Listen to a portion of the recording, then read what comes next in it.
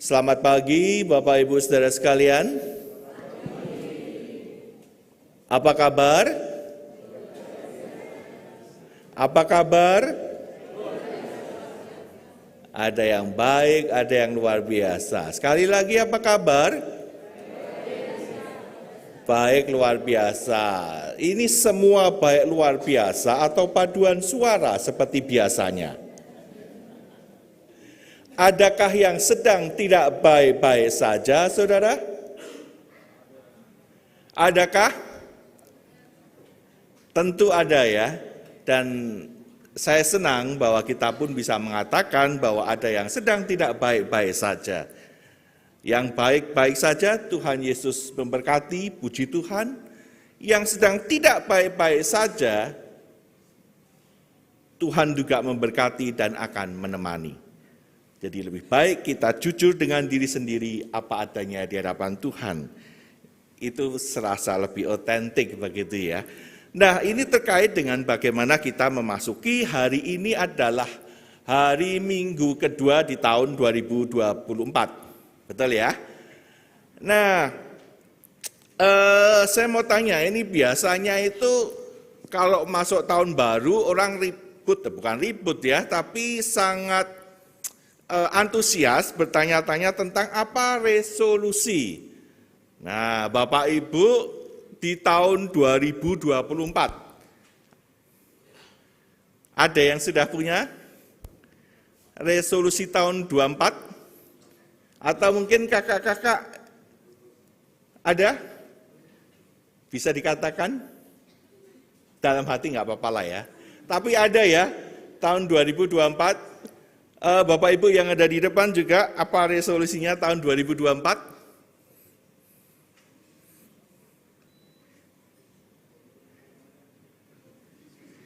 Katakan ya dalam hati. Kalau perlu sebelahnya juga boleh dengar. Siapa tahu sebelahnya itu bisa jadi saksi. Saksi itu bisa baik juga, bisa ikut mendukung begitu ya. Oke, tahun 2024 Bapak Ibu sudah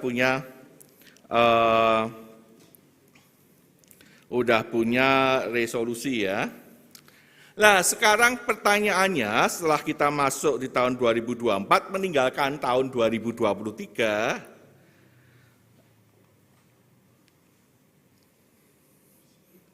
apa kabar resolusi kita di tahun 2023? Adakah yang tercapai? Ada? Ada yang tidak tercapai? Banyak mana yang tercapai dengan yang tidak tercapai? Ya, ada yang harapannya di tahun kemarin itu 2023 kita berharap dapat jodoh. Wah itu banyak istilah geleng-geleng ya. Itu sudah antara gagal atau belum berharap sama sekali ya. Ada yang punya resolusi supaya punya jodoh lalu menikah. Nah, ada yang punya harapan juga mungkin lulus sekolah ya, lulus studi. Lalu ada yang punya harapan juga punya momongan. Atau seperti saya juga yang tahun 2023 punya resolusi diet. Apa kabar begitu ya? Apa kabar gitu ya? Apa kabar? Ada yang sama ya? Luar biasa. Ngelesnya nggak ketulungan ya. Nah, saudara, resolusi 2024 coba kita ulang, kita pikir-pikirkan kembali tentang apa yang kita harapkan dan yang sudah kita capai. Misalnya ya, resolusi 2024, ada yang masih seperti ini? Saya masih melanjutkan resolusi 2023. Ya. Ada lagi. Saya masih melanjutkan resolusi tahun 2023 yang saya susun sejak tahun 2022. Ada yang sama? Ada temannya enggak ini saya? Resolusi selanjutnya untuk tahun 2024 adalah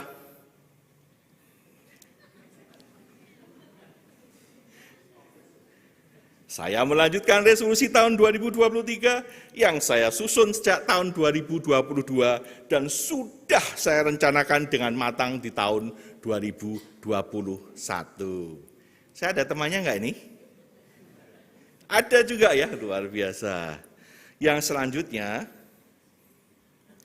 resolusi 2024 selanjutnya adalah melanjutkan resolusi 2023 yang disusun sejak tahun 2023, sudah saya rencanakan mulai tahun 2021 dalam rangka jalankan strategi tahun 2020. Wah, ini tambah panjang lagi. Yang sudah saya cita-citakan sejak tahun 2019. Jadi artinya apa Bapak Ibu? Jangan-jangan resolusi 2024 kita itu melanjutkan tahun 2023 ya, yang sudah dicita-citakan sejak dahulu kala, mungkin sejak nenek moyang kita ya. Artinya tidak pernah ada perubahan yang kita dapatkan. Ngelesnya nggak ketulungan, kasihan banget ya. Nah biasanya kalau sudah gini, apa ini? Kita mulai banding-bandingkan ya. Wah, dia udah dapat jodoh, aku belum. Kenapa ya gua nggak dapat jodoh-jodoh gitu ya? Ini bukan berarti saya promosi Bapak Ibu ya. Tetapi ada juga suara hati yang seperti itu seringkali. Ya atau ya? Gitu ya. Mungkin ada yang bertanya juga, saya pengen lulus studi sebetulnya tahun 2023, tapi ternyata kok masih harus saya resolusikan kembali di tahun 2024. Kenapa ya? Gitu ya. Lalu ada banyak pertanyaan dan bisa jadi lalu kita seringkali merasa ada apa sih dengan hidupku, begitu ya? Ada apa dengan hidupku, gitu ya? Bahkan untuk resolusi 2024 itu sudah menjalankan cita-cita sejak tahun 2019, enggak pernah kecapaian. Nah, ini benar-benar serius atau tukang ngeles yang enggak ketulungan, gitu ya. Nah, tapi Bapak Ibu, bacaan kita khususnya dari Injil yang kedua dari Markus, kita saat ini adalah, wah itu malah satu kelewatan tuh, dipikirnya aja sejak tahun 2018 ya. Oke, kita saat ini dalam kalender liturgi gerejawi, itu kita masuk dalam minggu baptisan Yesus, begitu ya. Dan ini baik kita kaitkan tentang bagaimana kita selama ini punya resolusi, lalu bagaimana kita selama ini memandang kehidupan, bagaimana kita memandang jalan kehidupan kita, begitu ya. Minggu pertama baptisan Yesus ini adalah awal dari dimulainya karya Yesus, begitu ya. Dan secara liturgis, maka teman-teman dan warna yang ada di salib adalah kain yang berwarna hijau. Itu sebagai sebuah simbol daun tanaman tumbuh yang membawa pertumbuhan. Tentu pertumbuhan spiritual dan iman yang seutuhnya, begitu ya. Jadi ini adalah momen yang baik buat kita bersama untuk kembali menghayati dan memikirkan apa itu resolusi, apakah kita serius dengan itu, lalu bagaimana kita memandang hidup dan menjalani hidup itu secara serius bersamaan dengan kita duduk di tempat ini dalam minggu pertama kalender gerejawi. Nah, dari bacaan tadi Bapak Ibu mengenai baptisan Yesus, saya akan mencoba melihat dari sisi yang tidak biasanya kita lihat, yaitu tentang bagaimana orang-orang dari seluruh Yudea dan semua penduduk Yerusalem, dan sambil mengaku dosanya, mereka dibaptis di sungai Yordan. Jadi Bapak Ibu, ternyata dari referensi yang saya baca, sungai Yordan itu tidak melulu sesuatu yang indah dan nyaman begitu ya. Karena di peta itu Sungai Yordan itu sebetulnya adalah, jadi itu ada Danau Galilea, kalau di gambar peta bawahnya itu ada Laut Mati, lalu atasnya Danau Galilea itu ada danau lagi, dan itu adalah daerah perbatasan. Daerah perbatasan itu tidak selalu selamanya nyaman, tidak selalu selamanya terpelihara, tidak selalu selamanya bertuan. Ada yang mengakui ya di sisi kanan dan kirinya, ada yang mengakui tetapi juga ada yang berkonflik, rebutan mengenai area itu. Dan area itu bukanlah area yang nyaman karena memang ada padang gurun di sana, semak belukar dan yang tidak bertuan tentu tidak terpelihara. Tapi ada bagian tertentu yang di dekat Galilea itu yang relatif sedikit lebih baik, yang dipercaya di situ digunakan untuk pembaptisan.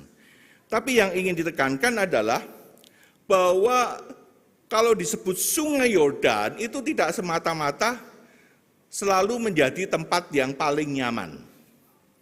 Dan disitulah terjadi ritual pembaptisan. Yang menarik dikatakan seluruh Yudea dan Yerusalem. Padahal pusat keagamaan itu ada di Yerusalem. Tetapi kedatangan Yohanes Pembaptis di Sungai Yordan itu memberikan simbol sesuatu yang unik bahwa orang tidak melulu lagi berbondong-bondong langsung ke Yerusalem, tapi justru ke area yang mungkin tidak nyaman. Dan disitulah juga Yesus dibaptis. Di ayat 9, datanglah Yesus dari Nazaret di tanah Galilea, dan ia dibaptis di Sungai Yordan oleh Yohanes. Yesus turut pergi ke Sungai Yordan. Padahal pusat keagamaan itu dan bait Allah ada di Yerusalem. Dan ini ingin menggambarkan tentang bagaimana Yesus pun itu mempunyai sebuah pilihan dan mengambil pilihan untuk pergi ke Sungai Yordan. Yesus meninggalkan komunitasnya, profesinya, keluarganya, memutuskan untuk pergi ke Sungai Yordan, dan itu bukan area yang nyaman. Ada sebuah keputusan yang diambil oleh Yesus, dan disitulah yang di ayat berikutnya dikatakan bagaimana Allah sungguh berkenan akan keputusan yang diambil oleh Yesus. Yesus meninggalkan zona nyaman dan masuk ke dalam jalan Allah. Masuk ke dalam jalan Allah. Nah, lalu yang puncaknya di Markus 1 ayat 11 dikatakan bahwa engkaulah anakku yang kukasihi. Ketika Yesus keluar dari air sungai pembaptisan itu, terdengarlah suara, engkaulah anakku yang kukasihi, kepadamulah aku berkenan. Kepadamulah aku berkenan. Engkau yang kukasihi dan kepadamulah aku berkenan. Bapak, Ibu, dan saudara sekalian, pilihan-pilihan Yesus inilah yang justru menjadi hal yang diperkenankan oleh Allah. Pilihan-pilihan Yesus dalam hidup yang keluar dari situasi-situasi yang biasa-biasa saja, itulah yang sangat dihargai oleh Allah. Dan disitulah justru Allah memproklamirkan, aku mengasihi karena kamu mengambil sebuah pilihan yang sulit. Masuk ke dalam jalan Allah. Nah, Bapak, Ibu, dan saudara sekalian, saya senang menggunakan istilah bahwa ajakan untuk bertobat yang disuarakan oleh Yohanes Pembaptis itu sebetulnya juga ajakan dan panggilan buat kita untuk bertobat. Saya senang menggunakan istilah tobat perspektif, tobat cara pandang tentang apa sih makna hidup dikasihi oleh Allah. Apa maknanya hidup dikasihi oleh Allah. Bapak, Ibu, dan saudara sekalian, betapa sering selama ini kita hidup, tetapi kita tidak lagi menjadi tuan atas kehidupan kita. Bahkan kita tidak tahu kemana kita sedang pergi ketika kita menjalankan sesuatu. Ada sebuah ilustrasi yang saya senang sekali yang ditulis oleh Henry Genowen, seorang pastor dan spiritual Katolik, dia juga dosen dari Harvard. Dia menceritakan tentang suatu saat jadi ini sebuah percakapan ketika dia bertemu dengan Buddha, Mang ya, jadi sebutannya tokoh agama Buddha begitu ya. Dalam percakapan itu dikatakan kepada Henry Genowen yang juga seorang dosen teologi, pada suatu hari ada seorang yang naik kuda dan kuda ini berjalan dan berlari semakin kencang dan kencang melewati ladang. Dan orang yang naik kuda ini mulai kewalahan dengan kecepatan dan kekencangan kuda yang berjalan dengan begitu berlari begitu cepat. Lalu ada seorang petani yang berteriak-teriak karena ini tidak lazim. Dia berteriak, "Hai, kau mau kemana? Mengapa kau naik kuda dengan begitu cepat?" Dan orang yang menunggang kuda itu menjawab, "Aku enggak tahu, jangan tanya kepada saya, tanya kepada kuda saya. Jangan tanya kepada saya, tanya kepada kuda saya." Dan biku ini lalu mengatakan kepada Romo Henry Genowen, "Itulah Anda. Itulah Anda." Nah, Bapak, Ibu, dan saudara sekalian, bukankah ini juga seringkali yang terjadi dalam hidup kita? Kita hidup tapi kita tidak benar-benar mendiami hidup kita. Bahkan kita itu seringkali itu tidak tahu apa sih yang sebetulnya kita butuhkan dalam hidup ini.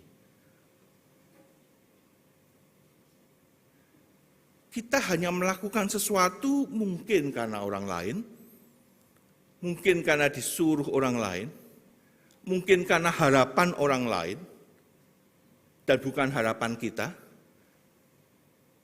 dan kita mati-matian mengerjakannya. Dan saudara bisa bayangkan, kalau kita sepanjang hidup kita melakukan sesuatu yang bukan menjadi sesuatu yang memang menjadi kebutuhan kita. Bagaimana kita bisa memaknai hidup itu? Ketika kedaulatan hidup ini justru diambil oleh orang lain. Kita menjalankan harapan orang lain. Dan saya percaya begitu banyak di antara kita yang hidup dalam situasi yang sulit seperti ini. Tapi seringkali kita tidak menyadari. Bahkan kita tidak tahu lagi tentang apa sih yang sebetulnya kita butuhkan. Yang kita tahu hanyalah lelah dan lelah dalam menjalani hidup, tetapi tidak ada sesuatu yang membuat kita bersuka cita. Karena kita justru menjadi korban dari kehidupan itu sendiri. Kalau kita jawab dengan jujur, Bapak, Ibu, dan saudara sekalian, pernahkah kita berdiam sejenak untuk sekedar bertanya, aku kok bisa ya hidup sampai tahun 2023 lewat, tahun 2024 aku masukin. Pernahkah kita sejenak untuk mungkin bersyukur, lalu juga mengatakan pada diri kita, terima kasih untuk perjalanan hidup yang mungkin sulit ini, bahkan resolusi sejak tahun 2018, 2019 tidak pernah jadi-jadi begitu ya. Hidup dalam kesadaran bahwa kita perlu bersyukur untuk apa yang sudah kita jalani dan memaknainya. Sudahkah kita betul-betul terkoneksi dengan diri kita, mengetahui kebutuhan kita, bagaimana saya bisa berkembang dalam hidup? Atau kita hanya mengikuti harapan-harapan orang lain? Atau di sisi yang lain, kita menjadi orang yang menaruhkan harapan-harapan kita kepada orang lain, tanpa sebuah kesepakatan bersama. Dan tentu buat kami yang ada di GKI Kejayan, yang menjadi pembina, kami juga sering menemukan bagaimana begitu banyak teman-teman yang frustasi karena harus hidup dan menghidupi harapan dari orang-orang lain. Orang tua, tanpa sebuah pembicaraan dan kesepakatan. Dan bisa jadi bagi mereka itu menjadi sesuatu yang sangat berat. Karena sebetulnya yang menjadi masalah Bapak Ibu, kalau kita tidak pernah bisa peka terhadap kebutuhan kita, ini akan menjadi masalah besar. Yang menjadi korban itu tidak hanya diri kita sendiri, tetapi justru ini akan menjadi masalah buat orang lain. Kalau kita tidak pernah bisa peka terhadap kebutuhan-kebutuhan kita, kebutuhan batin kita, kebutuhan untuk diakui, kebutuhan untuk diterima, kebutuhan untuk mengambil keputusan dengan penuh kesadaran, maka bagaimana seseorang ini bisa menghargai orang lain? Inilah masalah terbesar. Sehingga hidup sungguh tidak bisa dan tidak layak untuk dinikmati dan dirayakan ketika kita gagal untuk menghargai diri sendiri.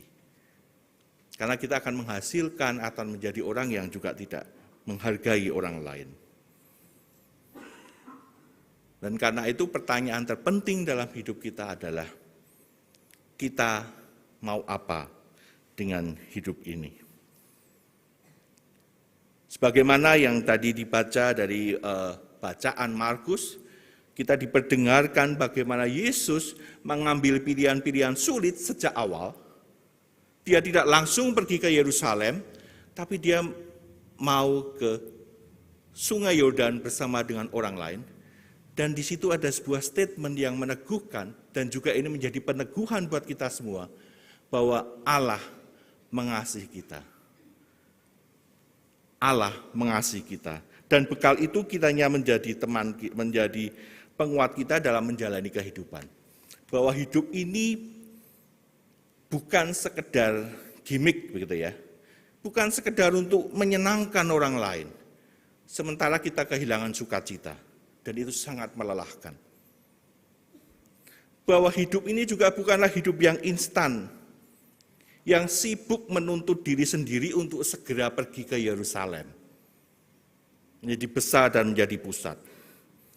Tapi hidup ini sebagaimana yang diteladankan oleh Yesus, dia memberikan diri bersama dengan orang-orang lain untuk dibaptis oleh Yohanes, bahkan dalam percakapan dikatakan, oh seharusnya aku tidak membaptis kamu, tetapi Yesus mengatakan, enggak, biarlah kamu yang membaptis aku. Sebuah kerendahan hati, sebuah pilihan hidup untuk berani menukik ke air, ke sungai, lalu berani berkembara dalam kehidupan, dalam karya, karena setelah teks itu Yesus dikatakan akan masuk dalam percobaan di padang gurun, dan untuk akhirnya ke Yerusalem. Dan Yerusalem pun juga berakhir dengan kematian. Mungkin ini sebuah perenungan yang tidak begitu menyenangkan. Tetapi saudara sekalian, biarlah perenungan pada pagi hari ini menolong kita kembali untuk memaknai hidup, menjadikan hidup ini berkenan di hadapan Allah. Amin. Saat teduh buat kita.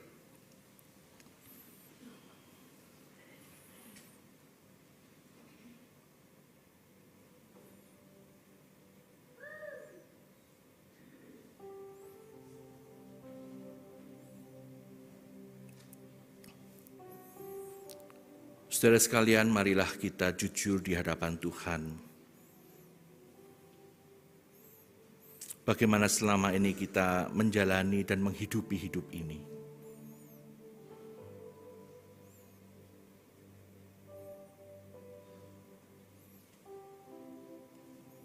Mungkin ada di antara kita yang begitu lelah karena sepanjang hidup ini hanya mengikuti kehendak dan tuntutan orang lain tanpa kesadaran kita sendiri.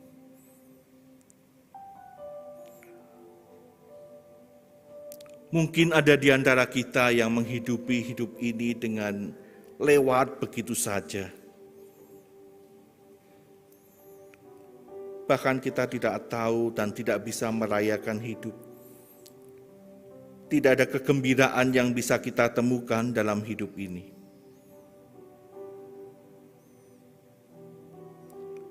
Semuanya lewat begitu saja.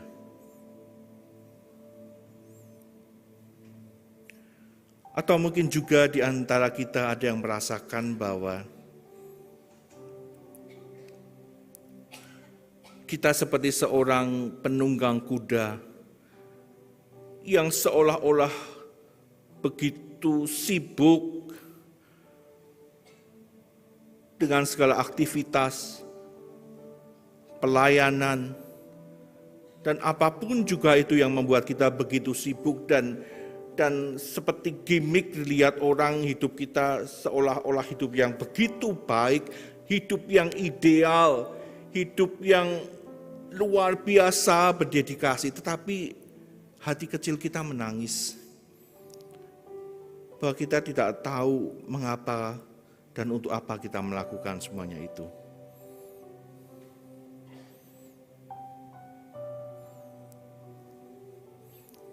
Dan biarlah sapaan Tuhan pada pagi hari ini boleh kembali meneguhkan kita. Sebagaimana Yesus mengambil pilihan untuk bersama juga dengan orang banyak masuk ke area yang tidak menyenangkan, tidak langsung menuju ke pusat-pusat keagamaan, tapi bersama dengan orang lain merendahkan hati dan dibaptis oleh Yohanes Pembaptis.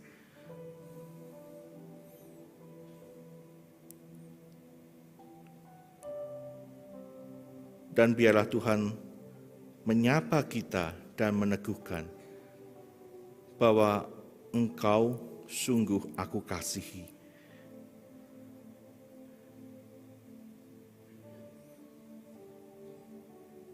Tuhan mengasihi.